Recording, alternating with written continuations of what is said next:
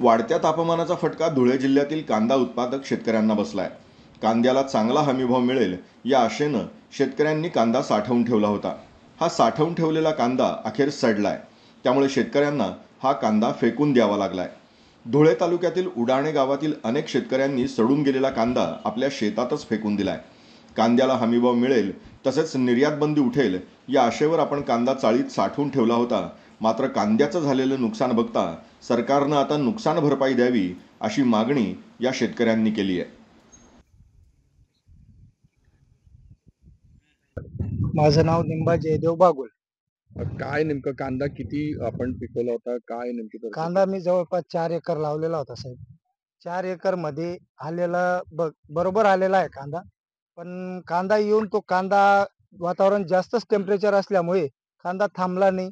आणि जर त्याच वेळेस जर कांदा विकला असता, भाव राहिला असता, तर मी त्याच वेळेस हा कांदा विकला असता. चाळमध्ये भरण्याची गरज आली नसती. पण शासनाने कांदा निर्यातच उठवली नाही. त्याच्यामुळे ही वेळ आली. चाळमध्ये भरण्यास आता एकच महिना जवळजवळ झालेला आहे. 1 महिन्यातच हा पूर्ण कांदा काढून फेकावा लागलेला आहे. पण काय नाईलाज आहे, आता शासनाने आमच्याकडे पाठच फिरवलेली आहे. त्याला काय करणार आहे तर तुम्ही सांगा. आता मागणी काय तुमची? आता मागणी एकच आहे, जवळ आता समजा माझं जे वैयक्तिक नुकसान झालेलं आहे ते तर शासन काही भरून देणार नाही. पण जे आता माझे बाकी शेतकरी बांधव राहिलेले आहेत त्यांचं तरी नुकसान करू नये असं माझं शासनास विनंती आहे. आणि मोदी सरकारला आवर्जून विनंती आहे तर असं कधी शेतकऱ्याचं नुकसान करू नये बा, अशी माझी शासनास विनंती आहे.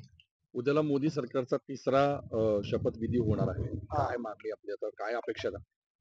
मोदी सरकारजवळ माझी अपेक्षा एकच आहे, तर शेतकऱ्यांना एवढंच काही वाऱ्यावर किंवा धारीवर धरू नये ही माझी शेतकरी म्हणून मोदी सरकारला विनंती आहे.